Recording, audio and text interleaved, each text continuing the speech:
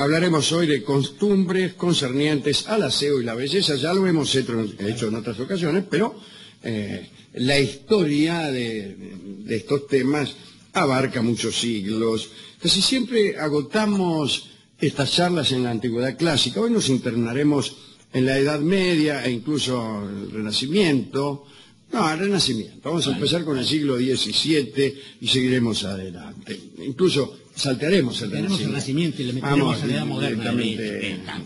A la Edad Moderna, ya bien entrada. Bien, tan bien entrada que falta poco para la Edad Contemporánea. Algunos recordarán las charlas anteriores, otros no. Hemos hablado de prostitutas griegas que se cubrían el escracho con miel. Hablamos de Cleopatra que se bañaba con leche de burra. Y había escrito también Cleopatra, según se dice, ¿no?, un tratado de belleza. Hablamos de los hindúes y de sus abluciones con estiércol de vaca para lavar el alma, ya que no el cuerpo, ¿no? Y hasta también hablamos de los orines importados de España para cepillarse los dientes. Y de los perros que lamen a sus dueños. Así es, recién. Lo hicimos recién. Ahora hablaremos de lo que sucedió a partir del siglo XVII. En Francia, mientras en la mayoría del resto de los países europeos se amontonaba el colorete en las mejillas, las francesitas procuraban conservar o aumentar la blancura de su tez. Se utilizaban combinaciones extrañas a base de pepinos, azufre, tiza, cal. Bueno, y las consecuencias eran terribles. Algunas se ponían esas mezclas en el escracho para ir a las fiestas cortesanas y luego parece que tenían que desaparecer durante largas temporadas para recomponer el rostro de los efectos de las quemaduras y la humedad. O sea que por una noche de buen aspecto, o en todo caso de lo que ellos creían era un buen aspecto, tenían que pasar meses recomponiéndose el desastre que aquellos mejunjes hacían en la cara. Existían blanqueadores menos fuertes, menos nocivos. Los hacían con flores de haba, agua destilada de lirios, jugo de limón, aceite de talco, leche virginal, de la cual no se explica su procedencia. Bueno, parece que estos ingredientes debían ponerse en un frasco, taparse bien, y se ponían bajo el sol de verano durante un mes, y recién después funcionaba, o quizá no. Se usaban también cremas de día y de noche. Claro. En el siglo XVIII la crema de belleza, la crème de beauté, tenía mucho auge, por no decir otra cosa. Sí, claro. Había unos vendedores ambulantes, medio charlatanes, que viajaban junto a los sacamuelas y a los vendedores de elixir, y parece que se vendía en toda la ciudad una crema que se llama Afrodita y Faón. Y decía, ¿no?, en el frasco: tan perfecta para la piel que es imposible no darse cuenta de que la belleza que proporciona y los años que quitan no vienen de la naturaleza sino del arte de los dioses. Frasco grande era. Estaba escrito con esta voz, además. El rey Luis XIV, que ya estaba un poco viejo, estamos hablando del año 1708, por eso digo, el siglo XVIII, algunos dirán, ¿cómo Luis XIV en el siglo XVIII? Y bueno, alcanzó a asomarse el viejo Luis al siglo XVIII. Bueno, parece que Luis se compró 500 frascos, ni uno más ni uno menos de esta crema de belleza. Denme 500 frascos, dijo. Y todas las noches se surtía, junto con los masajes que le daba una mina, una buena dosis del ungüento. El nombre del producto, Afrodita y Faón, viene de la mitología clásica. Faón era un señor de Lesbos, y parece que un día, siendo ya bastante viejo, feo y pobre, era barquero Faón, trabajaba de barquero. Y bueno, usaba un barquito para pasear a los ancianos, y un día se le presentó la diosa Afrodita disfrazada de anciana. Tal luego Afrodita, que es la diosa de la belleza, y pidió que la cruzara con el bote hasta alguna costa cercana. Faón no le cobró a la vieja, o a la supuesta vieja, y en recompensa la diosa le dio un frasco que contenía un extraño bálsamo con el que ella parece que se untaba todos los días. Sí, claro. Faón lo aceptó y en cuanto empezó a usarlo, adquirió una admirable belleza y se enamoraron de él, viejo y todo, todas las mujeres de la época. Especialmente se enamoró de él Safo de Lesbos, mire qué Claro. cosa. Eso es una... Faón no le dio bolilla y Safo se precipitó al mar desde el acantilado de Leucade, que es... Leucade sería mejor, que es lo que hacemos todos nosotros cuando alguien no nos da bolilla. Nos precipitamos al mar desde el acantilado de Leucade. A finales del siglo XVIII, es decir, muchísimo después, todas las mujeres de París se untaban la jeta con esos ungüentos para ver qué pasaba. A ver. Otra moda curiosa eran los lunares artificiales. Mirá vos. Las minas se acostumbraban a comprarse un lunar, se lo ponían en la cara, se llamaba mouche, como el jugador de Boca, aunque ellas insistían En pronunciarlo mal. decían mush, Qué cosa. mosca. Pero se compraban. Sí, se colocaban en puntos diversos de la cara, e incluso hasta había un lenguaje particular acerca del lunar, algo así como el abanico entre las damas españolas, ¿no? Ponerle la muchacha que se ponía el lunar bajo el ojo izquierdo, estaba comprometida. La que lo hacía bajo el ojo derecho, buscaba novio. Las casadas se lo ponían en el mentón, bueno, las quebradas fraudulentas en el entrecejo y todo por el estilo. En fin, miles de posibilidades hay para ponerse lunares, sí, y miles de situaciones puede ocupar este lunar, o más lunares, hasta puede hablarse de un alfabeto morse de los lunares si usted tiene suficientes lunares. Pensemos, Alejandro, que era un gesto de bastante audacia, porque muy poco tiempo antes, unas décadas antes, por tener lunares, una podía ser tomada como una presa del demonio. Así es, sí, Así sí. que vamos. El lunar era un indicio de la posesión diabólica. La moda llegó a tal punto que las mujeres comenzaron a dibujarse 8 o 9 lunares en la cara, lo que hizo que el célebre predicador Massillon terminara diciendo un sermón muy comprometido ante la corte en contra de los lunares. Sermón que terminaba diciendo: lo único que falta es que se pongan lunares en la pechuga. Al otro día, varias damas llevaban lunares allí mismo donde había dicho este señor, y le llamaron justamente lunares de Massillon. Qué lindo lunar de Massillon que tiene la señora allí donde le dije, allí en el Paso de Uspallata. A Luis XIV le gustaban las rubias. Volvamos a Luis XIV. Sí, claro. Hemos hablado muchas veces de Luis y de una de sus amantes más famosas, Madame de Montespan, que era morena, pero se hizo teñir, hizo toda clase de hazañas para estar con el pelo más claro, ¿no? Se cambiaba el color como podía, en realidad.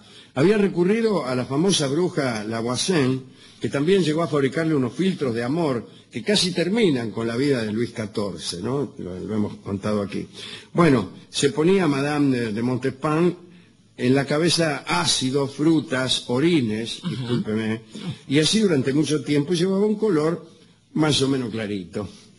Había también depilatorios en ese entonces para suprimir los llamados pelos superfluos, como dijo el japonés. Estos depilatorios consistían en recetas un poco pintorescas. Había que usar las cáscaras de 50 o 60 huevos, bien pulverizadas, mezcladas con estiércol de gato, todo esto reducido a polvo y todo mezclado con vinagre bien fuerte. Después había que untar aquellos lugares que uno quisiera depilar. Fue Luis XIII, el hijo de Enrique IV, el que estableció la moda de la peluca, digo en otro orden de cosas, sí, claro, de la peluca para hombres. Se había quedado pelado rápidamente y se puso una peluca de esas que ustedes vieron después hasta la Revolución Francesa. En un principio las pelucas conservaban el color natural, rubio, moreno o blanco para los canosos, pero estas últimas pelucas eran difíciles de conseguir, las canosas, ¿no? Supone que los hombres grandes ya han hecho fortuna o no tienen pelo, en fin. El caso es que para no tener que andar incomodándose, corriendo detrás de canosos pertinaces, se empolvaba la peluca y así quedó la costumbre, ¿no? Las muchachas tenían también mucha preocupación por sus senos. La célebre y ya nombrada Voisin vendía productos destinados a proporcionar mágicamente pecho a las que no tenían. Sin embargo, parece que las recetas no daban muy buenos resultados. La duquesa de Defoe le dijo a una amiga: que era nada menos que Madame de Montespan. Dice: profunda es mi queja y mi tristeza, cuanto más broto menos sale. Todos saben que la suciedad era normal en los palacios, donde los cortesanos hacían sus necesidades donde podían, etcétera, etcétera. Una cosa además que siempre le ha gustado mucho a ciertos republicanos. Totalmente. Que creen que la diferencia entre la monarquía y la democracia consiste en la existencia de baños en los edificios públicos. Bueno, el caso es que había perfumes. Como la gente se bañaba poco. Fernando de Nápoles tenía la costumbre de usar mucho perfume. ¿Pero por qué? Es un tema un poco escabroso. Es un poco, sí. Parece que se sentaba el hombre, incluso durante los conciertos que daba su bella esposa tocando el arpa, en el salón de su casa, se sentaba en su retrete portátil mientras asistía a esos conciertos. Un asco. Sí. En eso sí, es mucho mejor la democracia. Bueno, algunos dicen que a lo mejor tocaba mal la esposa. Dice: ¿cómo toca su esposa? Mira, ya lo ve. Claro, ya lo ve. Con respecto a los perfumes, siguiendo en este mismo asunto, se aplicaban de forma muy especial. No había vaporizadores, entonces no se habían inventado todavía. Y para perfumar un ambiente grande llamaban a una criada, le llenaban la boca de perfume, y estas criadas desarrollaban una técnica interlabial o interdental para desparramar del modo más democrático el perfume. Bueno, entre otras cosas, dada la suciedad del ambiente y el correspondiente mal olor, también eran muy usados los pañuelos perfumados que la gente se llevaba a la nariz cuando la pestilencia alcanzaba proporciones inaguantables. María de Médicis tenía una colección de pañuelos perfumados increíble, dice aquí. ¿Por qué va a ser increíble? Yo creo en los pañuelos perfumados. No sé por qué uno no puede creer en un pañuelo perfumado. Bueno, el caso es que María de Médicis era la mujer de Enrique IV, cuya pestilencia era proverbial. Era un buen rey, pero su mal olor era principesco. Bien. Debajo de las sedas y los encajes, decían las crónicas, señoreaba la roña. Hasta tal punto que una gran dama pudo decir a la otra: tengo una ayudante tan sucia que aquello negro que se nos hace entre los dedos de las patas se le forma a ella entre los de las manos. No voy a decir nada. Otra consideración, esta la hace Voltaire, ¿no? En Oriente, por ejemplo, al casarse se dejaba la barba, incluso para denotar que eran hombres mayores. En Europa hubo varias modas de barbudos. Casi todos los cortesanos seguían la moda del rey. Durante el reinado de Luis XIV se usó la barba descuidada. Claro. Todos cuidaban de que su barba resultara descuidada. Bueno, pues en Luis XIII la llevaba corta y en punta, Enrique IV cuadrada, Carlos V de España y Julio II el Papa y Francisco I de Francia pusieron de moda los cortes de barba larga y peinada. Bueno, quiero decir lo siguiente para terminar, ¿no? Es hermoso este informe sobre las costumbres higiénicas y cosméticas. Lo que quiero decir es que usted debería elegir a alguien para dedicarle esta Bueno, Alejandro, estaba pensando en principio esta cuestión que uno toma como natural, ¿no? El surgimiento de esos cachos de proteína de distintos colores, de distintas formas y texturas, como si el pelo tuviese, como si el ser humano pudiese tener todavía algo natural. Y sabemos claramente desde el comienzo de la humanidad que no, que usted acaba de contar varias de estas historias. Lo curioso es que al mismo tipo de arreglo para una parte del cuerpo, de aceite o de gracia para lucir mejor, se le han dado distintos significados. Y creo que esto es lo más simpático de la cultura, que es también casi lo más simpático de la política. Aquello que significa para unos una cosa, para otros significa exactamente lo contrario. Y muchas veces por ese tipo de diferencias, darle a lo mismo un nombre diferente, se producen las guerras o las confrontaciones. Así es. Pensaba, por ejemplo, en nuestros amigos chinos que tantas veces han ilustrado bellamente este programa, los mandarines, por ejemplo, y la costumbre de ir enroscando el pelo hasta que cobrase la forma de una pequeña serpiente que se movía anudada al final con un moñito de un lado para el otro. Y esto era un símbolo primero de distinción, después también de elegancia, y finalmente se convirtió en un símbolo mismo de la vieja China, ya por 1911. Claro, en la Manchuria. Exactamente. Sí. Y después pensaba también en los marineros.